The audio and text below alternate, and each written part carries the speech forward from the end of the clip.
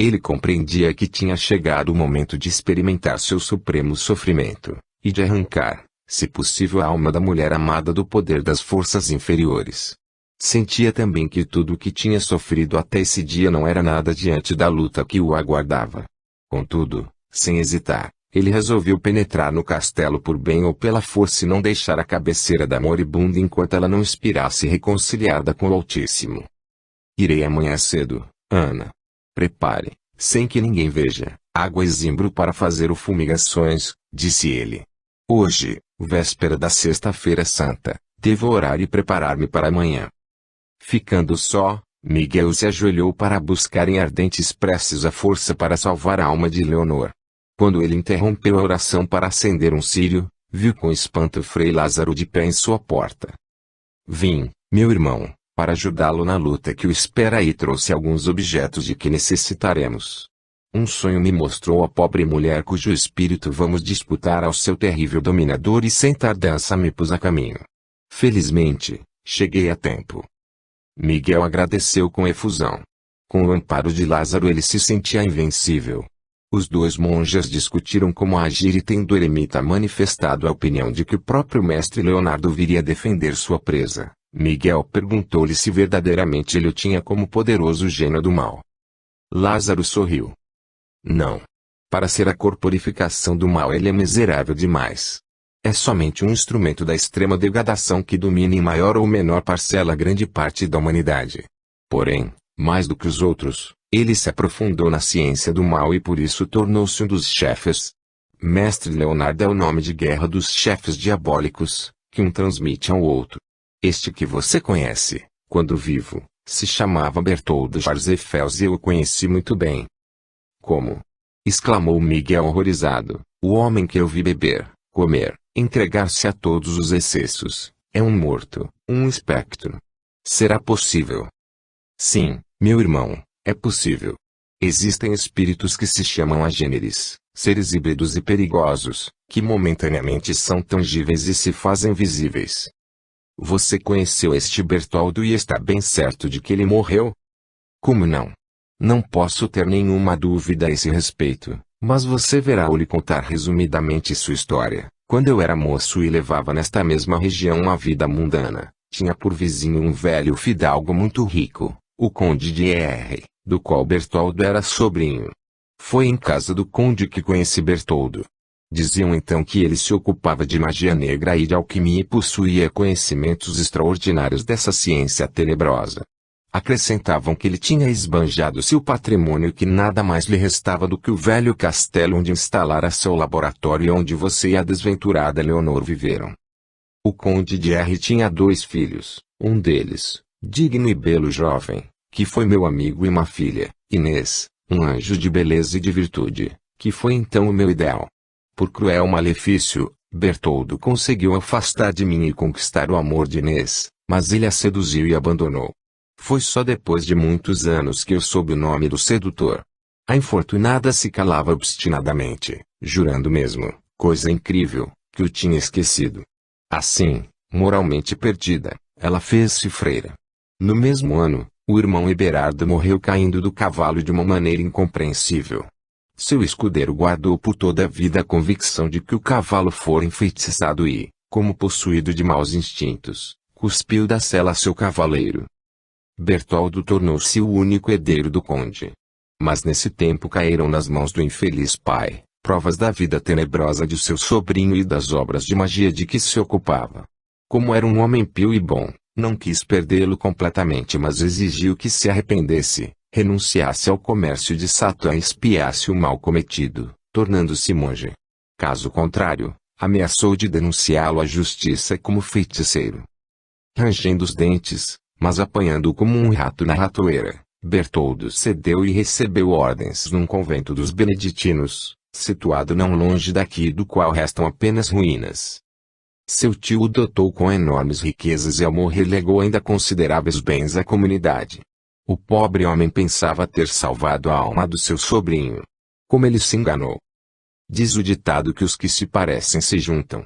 O prior do convento em que Bertoldo se fizera monge era um desses padres sacrílegos, que estavam filiados à seita do mal para satisfazer suas paixões bestiais e, graças a ele, a podridão moral invadira toda a comunidade. Bertoldo, o mágico e frequentador do sabá, foi-lhe uma preciosa aquisição.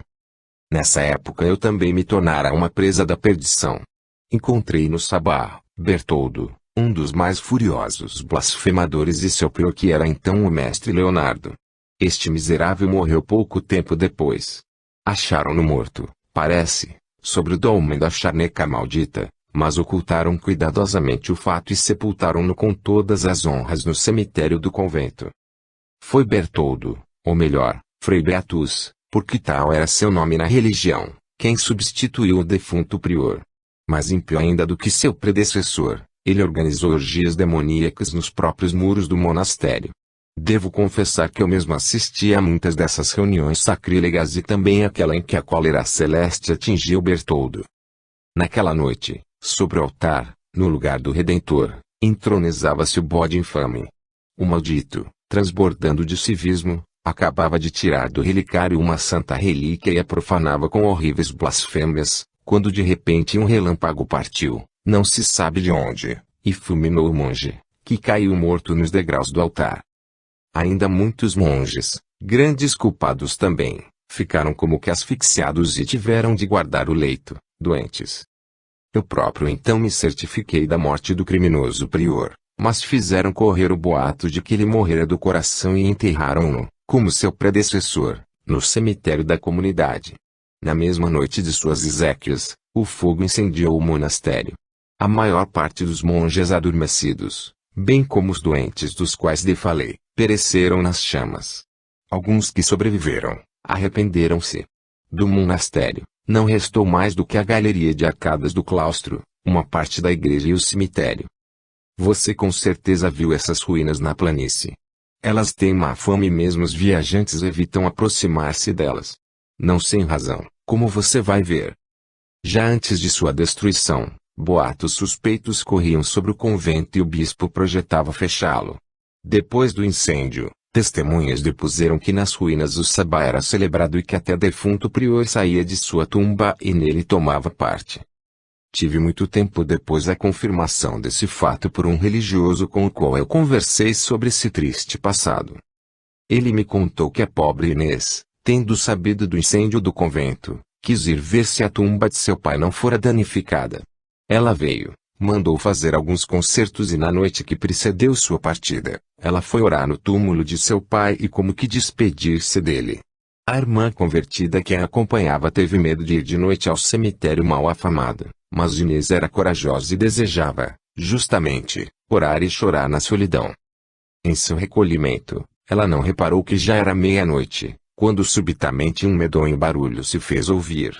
Um vento de tempestade estalava e dobrava as árvores, fogos fatos corriam pelos sepulcros com sinistras crepitações. Súbito, ao clarão de um relâmpago, ela viu erguer-se o espírito do homem que a seduzira e abandonara. Os olhos fosforescentes do espectro fixados nela tiravam-lhe a coragem e quase a razão. Muda, paralisada, nem protestou quando ele se aproximou, falou-lhe de amor e por fim arrastou-a ao sabá onde ela sofreu mil opróbrios. Desesperada, ela acabou por invocar Jesus e Maria. Então o monstro quis estrangulá-la, mas teve de largá-la ao ouvir o cantar do galo. De manhã, a irmã convertida encontrou agonizante. Foi o mesmo religioso de que lhe falei quem lhe ministrou os últimos sacramentos e ouviu da própria boca de Inês as minúcias que acabo de lhe contar. Depois, a graça me tocou, esqueci Bertoldo e nada mais soube até o momento em que o reencontrei como seu perseguidor e da pobre Leonor. Eu soube também que este espírito do mal preside o sabá e mora no castelo de seus antepassados, desde muito tempo tornado propriedade de um de seus parentes afastados. Mas ninguém da família jamais quis habitá-lo nem visitá-lo. Abandonaram-no simplesmente à ação do tempo, não suspeitando que o sinistro primo, morto há 50 anos, ocupara-o de novo. A paciência do Senhor não se cansará e não o arremessará nas trevas onde é seu lugar? Perguntou Miguel suspirando. Penso que a medida de suas iniquidades está cheia, e que sua hora vai soar. Respondeu solenemente Frei Lázaro. Mas agora venha, meu filho, precisamos estar juntos de Leonor, ainda em perigo. Apressadamente, os dois monges terminaram os últimos preparativos. Levaram uma centena de círios e uma grande ânfora de água fluidificada. Entretanto, a mulher do guarda-caça, ainda que tremendo de medo, preparara tudo como lhe ordenara Frei Miguel. Porém, foi a enferma quem lhe causou mais embaraços, pois tomada de repentina inquietação, chorava de dores agudas por todo o corpo e apesar de sua fraqueza, queria a todo custo levantar-se e deixar o castelo. Ana compreendeu que era um obsessor que a atormentava e empregou todos os seus esforços para impedi-la de fugir antes da chegada do monge. O desassossego de Leonor aumentava sempre. Ela tremia, soluçava e por fim, empurrando Ana com cólera, se levantou, vestiu malgrado sua fraqueza algumas roupas e gritando que não podia ficar, que devia fugir, avançou para a porta empurrando Ana, que se agarrava nela com tal força que quase a derrubava. De repente, Leonor parou e caiu de joelhos enquanto que seu rosto se contraíra horrivelmente. Na soleira acabavam de aparecer Lázaro e Miguel com um círio aceso na mão. É Deus quem os traz. Eu não podia mais impedi-la de fugir, exclamou Ana, persignando-se. Ela não fugirá nunca mais, disse gravemente Miguel, erguendo Leonor que se prostrara no chão como morta e pousando-a no leito. Depois, às pressas, ajudou Lázaro a preparar tudo. Este tirou do pacote que trouxera um candelabro de 7 braços e uma toalha que estendeu diante da soleira. Colocou o candelabro aceso na cabeceira de Leonor e no pé do leito uma grande cruz e cercaram a cama com 40 círios acesos. Aspergiram todo o quarto com água fluida e queimaram incenso. Quando Miguel tirou a cruz que usava e passou-a para o pescoço da moribunda, ouviram sussurros iguais aos de lobos. Leonor se torcia em pavorosas convulsões. Gritos e estouros repercutiram, espirais de chamas voaram pelo quarto, perdendo-se também na lareira. Em seguida se fez silêncio e Leonor abriu os olhos. Walter! Murmurou ela reconhecendo-o. Oh! Salve-me, não entregue minha alma ao demônio. Não tema, querida, respondeu Miguel carinhosamente. Você será salva. Eles não poderão transpor a soleira, os imundos que tanto a fizeram sofrer. Você vê quanta luz há aqui? A cruz está diante de você e a toalha do altar na frente da porta. Você não morrerá antes de ter recebido as orações e se reconciliado com Deus. Foi o Senhor quem nos enviou para ampará-la. Minha pobre Leonor, vamos orar juntos. O ex-fidalgo se ajoelhou e tomando entre as suas as 2 mãos da agonizante as uniu e fê-la repetir as palavras da prece que receitava. Leonor orava docilmente, com fervor apesar das dores atrozes que sentia e somente por vezes um grito traía seus sofrimentos. Tinha a sensação de lhe arrancarem os cabelos um por um. Por último, um frio glacial a invadia. Como apesar de tudo, ela continuava a orar, as dores diminuíram pouco a pouco, dando lugar a uma profunda tranquilidade. Essa trégua durou muitas horas e fez bem à jovem. Pela primeira vez, depois de alguns anos, ela elevou seu pensamento a Deus com amor e esperança. Mas à meia-noite o castelo se encheu de barulho e de movimento. Ouviram-se no pátio, cavalos relincharem e galoparem, cães ladrarem, a criadagem gritar. E poucos instantes depois, o senhor de Ridingo se precipitou para o quarto de Leonor, mas parou como que enraizado diante da soleira, proferindo uma blasfêmia. Ele estava hediondo, com suas roupas em desordem, os cabelos eriçados, a face convulsionada e o suor banhava cada vez que ele fazia um esforço para transpor a porta que lhe barrava a passagem. Espumando de raiva, ele tentou jogar impropérios nos 2 monges, mas não o conseguiu e mudando de tática começou a implorar que o deixassem passar para dizer adeus à mulher amada. Porém, os monges não lhe deram nenhuma atenção. Miguel sustentava a Leonor, enxugava-lhe o suor gélido que lhe inundava a fronte e dava-lhe de beber da água fluida, enquanto que Lázaro orava em voz alta, enchendo o quarto de turbilhões de incenso. De repente, um surdo estrondo fez tremer o solo e oscilar as paredes maciças do castelo. Um silvar agudo rasgou o ar e na soleira apareceu Mestre Leonardo materializado. Ele estava medonho e irreconhecível. Cólera e maldade infernal desfiguravam-lhe o rosto anguloso, coberto de cor esverdeada de cadáver. Todo o seu corpo tremia como que sacudido por estranha febre. Blasfemando e agitando as mãos ele mandou que Naema, sua criatura, seu sopro, sua escrava, se levantasse e viesse imediatamente para junto dele. E tal era ainda o poder do espírito sobre sua infortunada vítima que, pálida e trêmula, ela obedeceu, levantou-se e quis correr para ele. Miguel a segurou e apertando-a contra o peito, não a deixou fazer o menor movimento. Lázaro se colocou diante da porta e brandindo a cruz gritou com voz trovejante: acabou o seu poder, execrável produto do mal. Você não terá esta alma porque suas horas estão contadas e você vai ser entregue aos sofrimentos que por tanto tempo infligiu aos outros.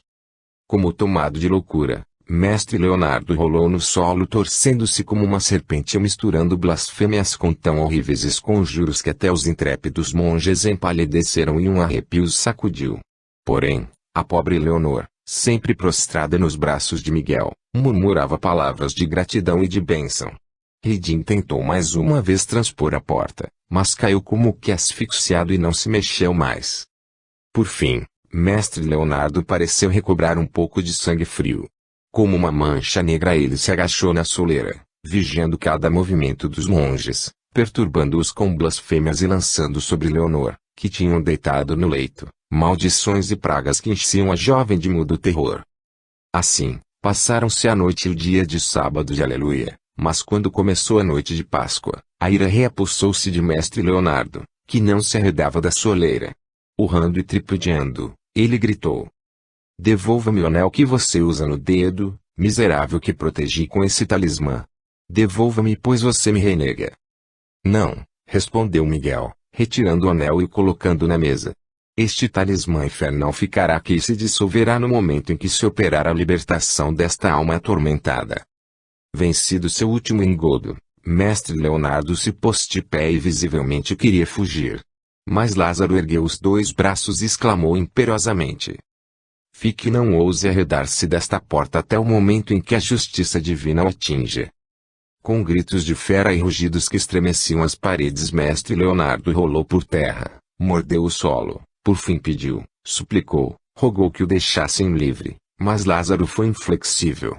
E enquanto ele mantinha assim subjugado o ser perverso e perigoso que causara tanto mal, Miguel ministrava a Leonor o passe revigorante e apenas água fluida tocou seus lábios. Ela ergueu-se radiosamente transfigurada, exclamando: o Senhor seja louvado, eu estou salva.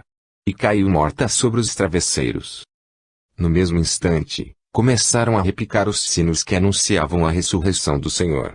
Distintamente se ouviu o grave som da Catedral de Estrasburgo e a este sinal, Lázaro bradou: Bertoldo Jarzefels, laico ímpio, Beatus, padre renegado, morto-vivo, volta ao pó ao qual você pertence pela lei divina e humana. Por esta cruz, corta os laços infernais que ligam sua alma a este corpo que é uma simples aparição momentaneamente tangível. Mestre Leonardo permaneceu imóvel e agachado. Turbilhões de fumaça e de chamas avermelhadas emergiram dele. De repente um relâmpago riscou o espaço, um ribombo repercutiu ao longe e quando a nuvem de vapor negro se dissipou, o espírito havia desaparecido.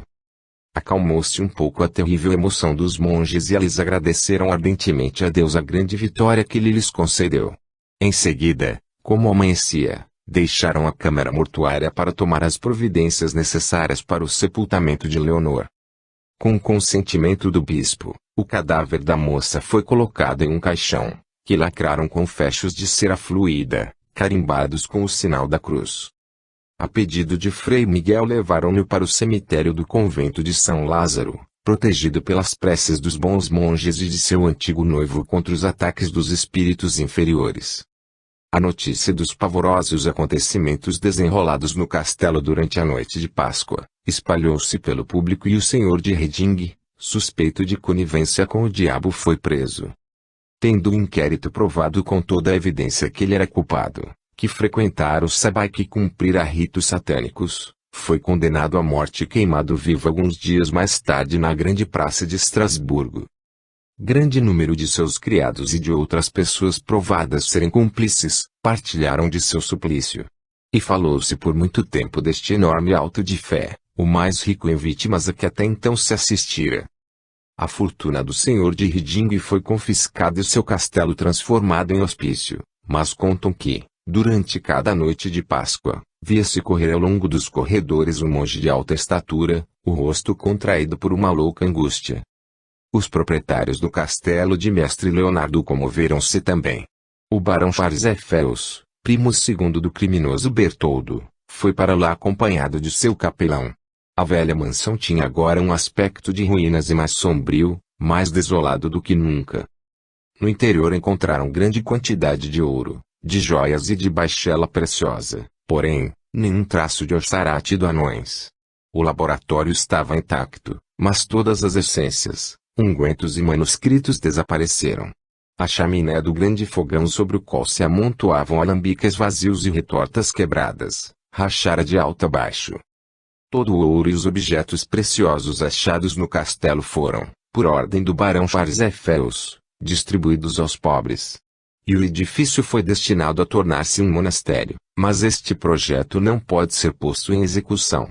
Por uma tempestade furiosa, um raio caiu sobre a casa maldita e um incêndio destruiu até os alicerces. O castelo não foi mais do que uma ruína, sobre a qual se encaniçou o fogo do céu. Não se passavam anos sem que os raios fizessem novos estragos. As torres ruíram, os baluartes se esmigalharam e as muralhas caíram. A rocha tornou-se nua e o povo a chamava de rocha do diabo. Mas a lenda da estátua de cera sobreviveu ao castelo destruído e os séculos que transcorreram transmitem-na de geração em geração e nas vigílias da noite ainda se conta a história de Mestre Leonardo, o morto-vivo, de sua vítima Leonor e da grande vitória ganha pelo bem contra as forças do abismo. Fim.